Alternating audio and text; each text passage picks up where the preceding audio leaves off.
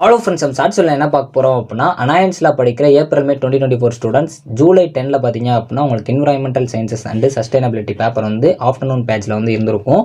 So காலையில் வந்து professional English 2 வந்து செகண்ட் செமஸ்டர் ஸ்டூடெண்ட்ஸ்க்கு வந்து இருந்திருக்கும். ஆனால் இந்த மத்தியானம் நடக்கிற இந்த எக்ஸாம்ஸ் பார்த்தீங்க அப்படின்னா போஸ்ட்போன் ஆயிருக்கும்.